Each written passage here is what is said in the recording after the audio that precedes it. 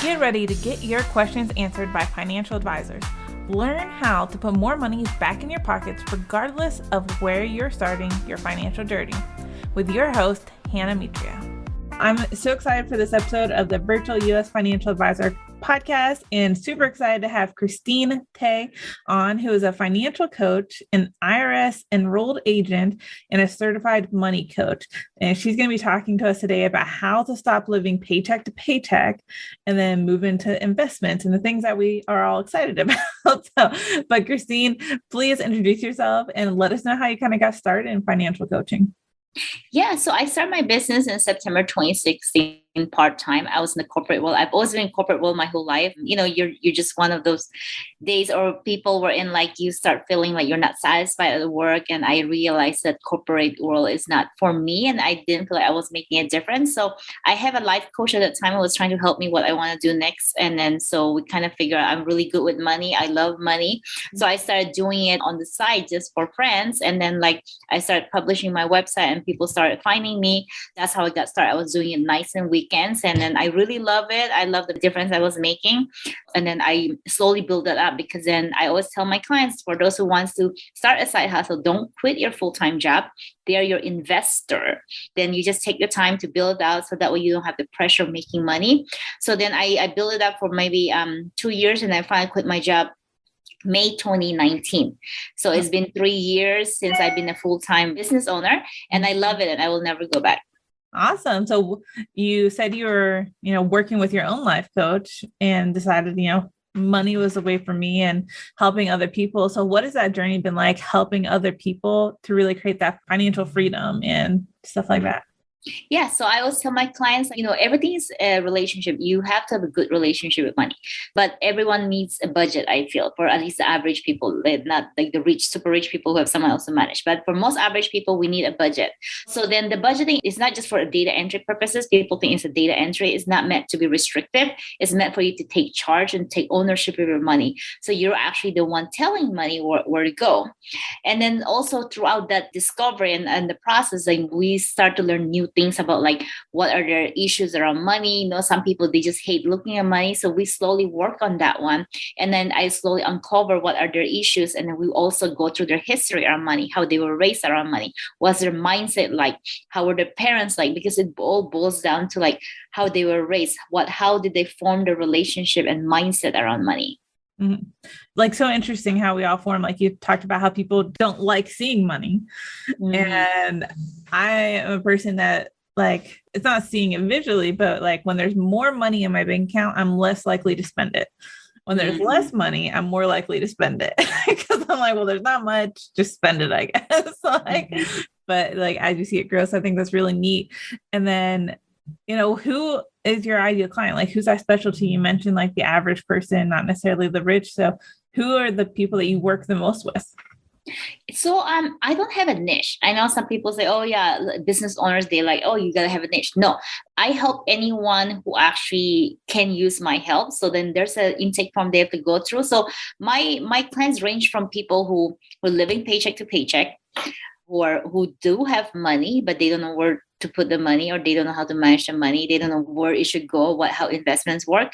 To people who actually don't live paycheck to paycheck. They have the money, they are good, but then they don't have a structured way of their finances. They don't know what the next steps is. They don't know how taxes work, because I'm a tax professional too. So tax education and tax planning is included in my financial coaching services. So I make sure they understand their tax return. So a lot of tax professionals, when they do your taxes, they just do it, finish it, and file it, right? So I go at a deeper level. I work through them, how the tax system work, the bracket, the different tax to get the most advantages, and then teach them how to be efficient with tax, what they can do. And then I also go over their paycheck. Most people don't look at their paycheck. So I ask for a paycheck. I make sure we read through it and how that's connected to your tax return and how you can adjust that. So now, I love that you are a tax certified person as well with the IRS and helping people with that, because I hear so much about how a lot of financial advisors don't ever touch the taxes and never look at that side of it, tax return. But that has so much impact in where our money goes, is how much we're paying in taxes. And so bringing those two things together, I love that. And we really are going to be talking a lot about the paycheck to paycheck too, because a lot of people, get stuck in that rat race of living paycheck to paycheck. I mentioned early financial freedom, and I know we hear it all the time. So if you were to define what is financial freedom to us or for a person, what does that look like? So everyone is different, but generally the common theme I've seen for me and clients, their answer is that where they don't have to work for money, is they're working or making money because they want to, not because they have to, or they have enough passive income generating investments, like, maybe rental properties, or they're very good at structuring their investments that is paying them out passive income. So really, I think a lot of people want to have the freedom not to have to work, but they're wanting to work. Like for me, I feel I already have financial freedom because then I'm doing this work because I want to do it, not because I have to do it. So because my business have grown, I've been having a lot more clients, but I don't need to have all the clients because the way I like to live my life is really about what lifestyle you want to live. How you want your schedule to look like, where you want to go. So then you have the financial structure to support the kind of lifestyle you want to live. No, I love that. I think of my husband who absolutely loves his job, but also dreams of being like just a stay-at-home dad. And I'm like, I wonder what his financial freedom really looks like. So it's really interesting. It could be a combination of both. You can totally make it a combination of both, because for me, I gotta have a balance between not having too many calls a week to having too little calls. So the balance is that I have enough calls, but then at the same time, I also have a lot of hobbies. So I have that balance between doing the hobbies, running errands, or other things I'm passionate about. Let's say that I'm also helping, but because if I have too many calls in a day, that's also very draining. Because sometimes that's one of my challenge right now, because my business has grown, so it has becoming a lot. So I'm trying to restructure it so that way I can still help the people that I want to help, but at the same time I still have my freedom on the side. So it's always a balancing act. Like with any relationship, it's always a balance. Our relationship with ourselves, your relationship with your significant other, our relationship with our friends, there's always have to be a healthy balance, like what feels right for you.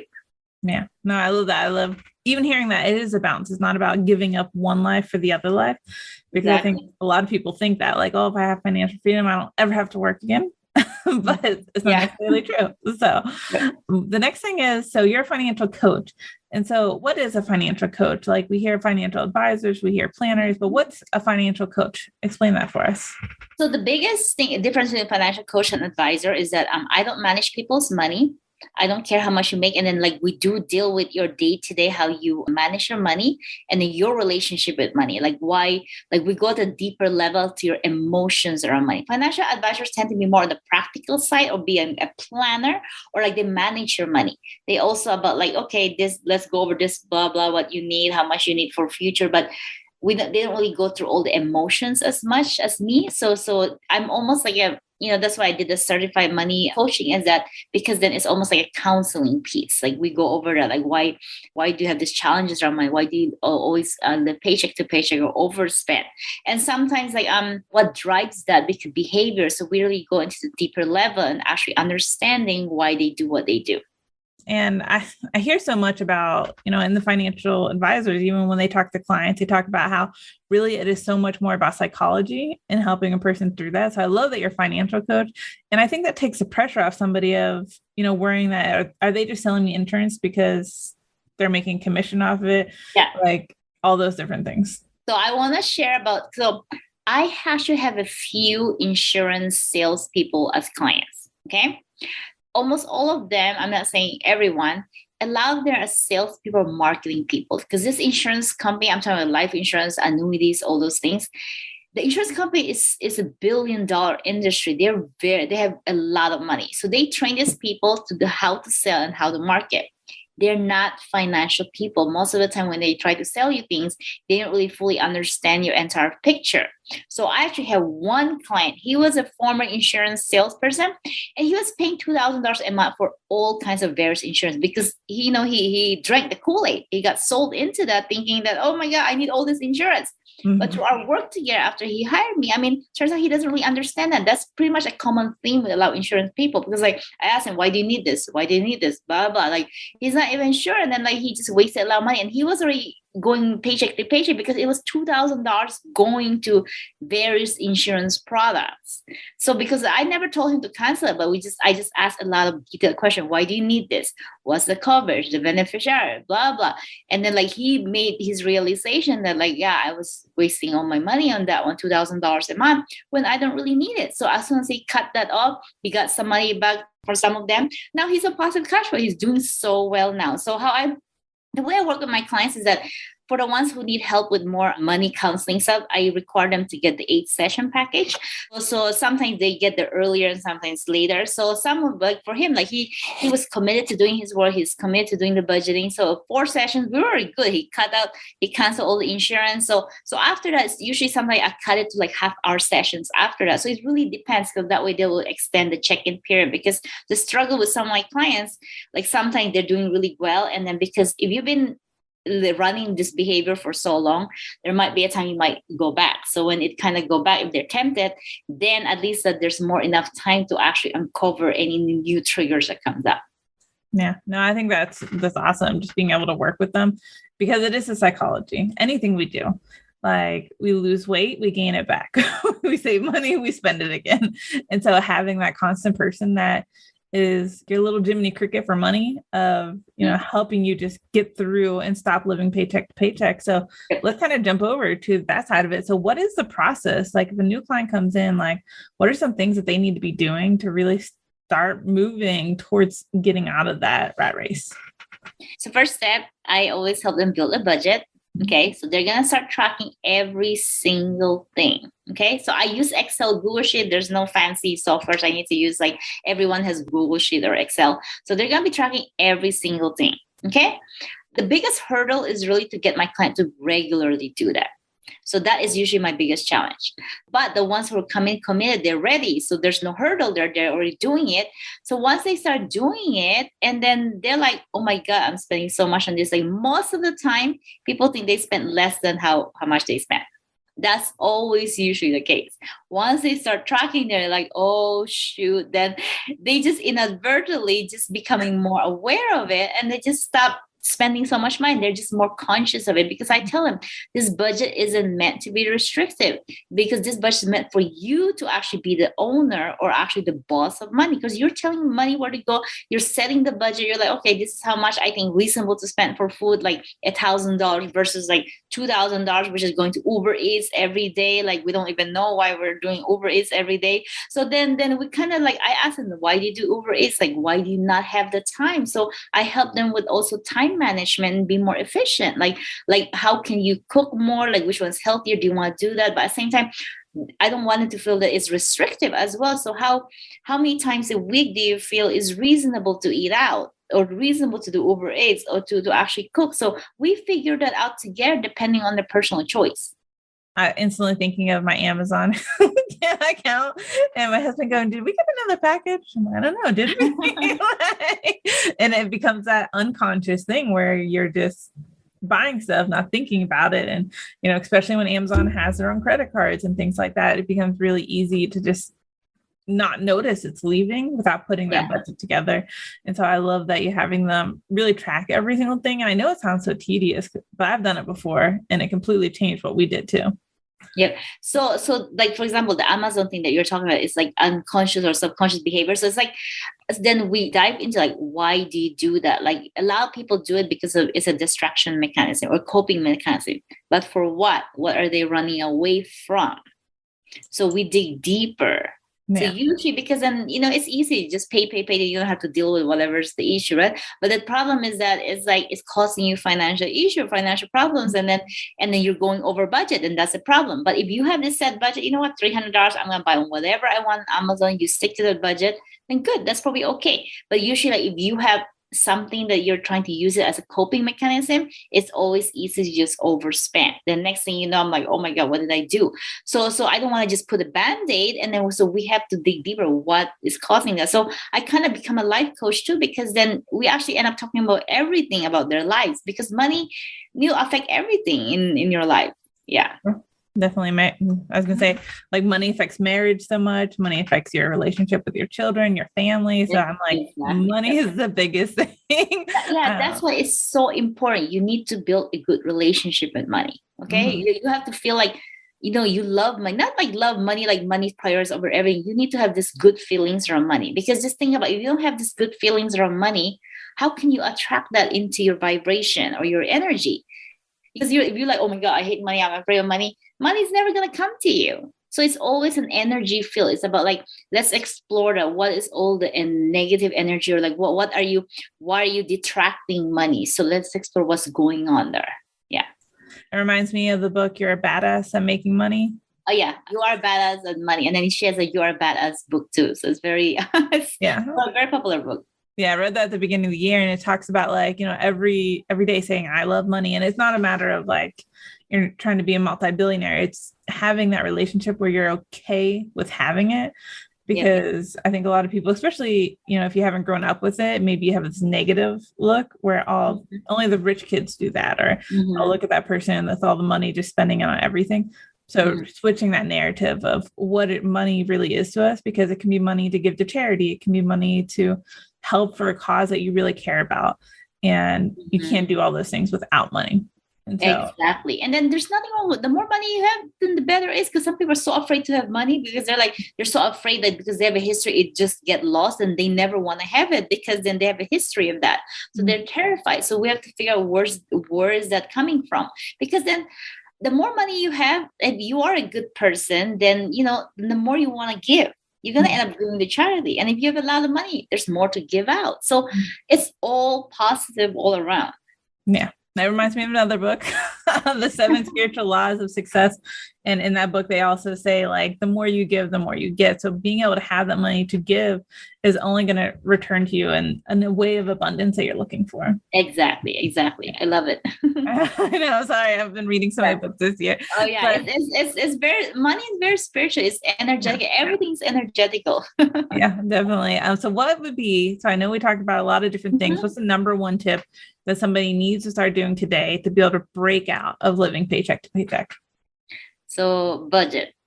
I can't emphasize enough budgeting. But you gotta find, if you don't have a spreadsheet or Excel, just start with something simple. Don't overload yourself. Like, just have a pen and paper. Really, like, pen and paper. Write down everything you spend. Like even if you just have a notepad, like, so you know how much you're gonna. So for example, it's easy for people who are who have a regular paycheck to actually manage your money. Okay. Entrepreneurs is a little harder. Like, like, for example, for me, I know what is my cost of living is. So I hustle the first week to make sure that I actually make that money. So fortunately, I usually, the first week, I already make enough money to be able to pay for the whole month. So the last 3 weeks is really just extra stuff. So for people who are employees, so then you know how much you're going to make. So then write down everything, all your recurring bills, just write it down, or Excel, wherever, or pen and paper, whatever is easier. And then write it down. And then like you put aside how much is reasonable for food, how much is for this, so different category that works. And every single day, or after every time you buy something, Starbucks, just write it down. But I think it's just easier with Excel, because then you can see the pluses and minuses. And for everyone, I do have a budgeting course if they're struggling to know how to start on Excel. So it's very cheap. It's online. It's on my website, Tay Financial Coaching. So you can purchase that if you want to know my system. This is a system I use that I've been using for at least 10 years, and what I teach my clients as well on how to start budgeting. So really, it's about budgeting, paying attention, knowing where your money goes. I do this for a living, but I still need a budget, because there's no way I can track all of this in my head. And that was the next question I was going to ask, is you have something to help somebody get that budget started. So if you're not, sure where to start, definitely reach out to tayfinancialcoaching.com and talk to Christine to figure out how to get that Excel sheet going. And Google Sheet, really, that's what I use everything for. Everything's in Google. I tell my husband, I was like, do you know how to use an Excel sheet on this? And he was like, let me see. He's like, this is Google Sheets. And I'm like, well, they're all synonymous now. So. Because really, it's really simple. It's just pluses and minuses, everything that comes in and goes out. I mean, it's very, very simple, but that's not the complicated part. The complicated part is the emotional piece. Yeah. Because money is emotional, and then the mindset and the behavior. So that's the part that I will have to work with my clients on. But it's a great start to just seeing where your money goes. And then then you can start making more conscious decision. Actually ask yourself, do I need to buy it? Like, why do I buy this? Like, just really go deeper and like why I buy, like you can see where your priorities and your values are based on where your money goes, where you're spending your money. Yeah. Then you can kind of see, okay, is this kind of living the intentional life I want to live in, and where my money goes? So if I spend the way I spend for the next 10 years, is this how I want to spend my money, or where I want my money to go? Yeah. Awesome. Let's say we're moving out of the paycheck to paycheck now. And so you mentioned like you want people to be able to move from there to start investing. So where are some places that, you're no longer living to paycheck? Maybe you have a couple like $1,000, $1,000, $2,000, less than that, I don't know, saved. Where do they start looking at the investment side of it now? Yeah, so I don't give investment advice, but I do teach my clients how investment works. So I always recommend my client to get started on robo-advisor. So it's called Betterment or Wealthfront. You can either, Wealthfront I think has a larger minimum fee. So I normally allow my clients who start getting started, they sign up for Betterment. I usually just ask my clients to transfer $100, get it invested. Once it's invested, then we go over the ETF that the robo-advisor buys into, how they structure their portfolio, what is designed. Because then a lot of financial advisors, it's going to be the same concept about how to diversify work. Because end of the day, you have to know where your money goes. You have to diversify it, like within the stocks and bonds, and then look at the different ETF where it's being invested in. So then I teach them how to research their Morningstar. What companies are you really buying into? Why is it, why you have to buy into bonds, into stocks? What are all those the stocks, the international and domestic? So I make sure that they understand that. I'm actually building an investment course just to teach about investment. That's going to be part of my financial literacy course. Then we go over that. And then once they understand that, they're like, oh, wow. So then they have the choice. They can either keep it with robo-advisor. It's really cheap. Betterment, Wealthfront, they charge 0.25% fee. So that's like $25 for every $10,000 per year. So it's not really you deciding to manage your own finances, has nothing to do with the fees. It's irrelevant. It's really more about your choice. Like, do you want to take it to the next level? Because if you buy the ETF yourself, then it's kind of like pushes you and forces you to do more active investing for you to actually take it to the next level. And how you, where do you want your money to go? You can design it better. So I've been self-managed for a long time. But if you don't have the time, you like the efficiency, and then whatever Betterment offered, then for sure I didn't just do that. You just transfer like 10,000 or like 1,000 a month. You can make automatic deposit and stuff, and it will just diversify for you. You don't even have to think about it. So it is worth the 0.25% fee, because that is super cheap. Because financial advisor, they always charge you at least 1%. So for me, my personal opinion about that is that I think it's worth money to learn how to do the investments yourself versus to have someone do it for you. My philosophy also as a coach is I will teach you how to fish versus I will fish for you. I will give you the tools, the knowledge, so you know how to do this yourself. So you have the knowledge, like the tax planning piece, how does tax work, how does investment work, how does budgeting work. So you can actually make your own decision. Like any new financial situation comes up, you can make the decision how to do things yourself. Yeah, I love that. There is those systems out there and people probably don't know about them at all. So I love that those are there and those different things to be able to start little investments. Do some of these, I know you're not giving financial advice or investment advice. Investment advice, yeah. But no one should be. I want to emphasize to everyone, like as an investment advisor, they have to be registered with the state they're in. Okay. It's illegal for registered investment advisor to give investment advice anywhere in public. That's why the registered one, they always have a disclaimer there. That's why I always tell my clients, be very careful all the investment advice you receive online. I can't do it. It's illegal. If someone report me, that's illegal. Like, it's illegal to do that. You have to be a registered investment advisor. Do not give investment advice in public. You have to be in the contract, and it's just going to be private between that person. They don't randomly just give investment advice. Definitely. So no investment advice at all. Well, they have to be For careful. this. All the YouTube Yeah. videos, social media. Like they have to be careful. A perfect example is that one of my coworkers, he gave investment advice to his like cousins, like, "Oh, you should buy this stock," and then the stock tanked. Yeah, of course. Then they Yeah. were pissed at him, right? So that is the entire reason of that. And then I always tell for my clients, when they ask me something, a similar question, I tell them, I will not tell you what to do. We'll go over a different option. Option A, option B, if you sell, if you buy this, what is the financial and tax consequence? Option B, buy, sell, what is the financial and tax consequence? Make sure they understand that, and then they're making the decision at the end of the day. Yeah. And there's the tax consequence for all the different kind of investments. I know a lot of people, are jumping into crypto, NFTs, all these different things. I don't do those kind of investment. I might, a lot of financial advisors, like they have this motto, like, the good investments are boring.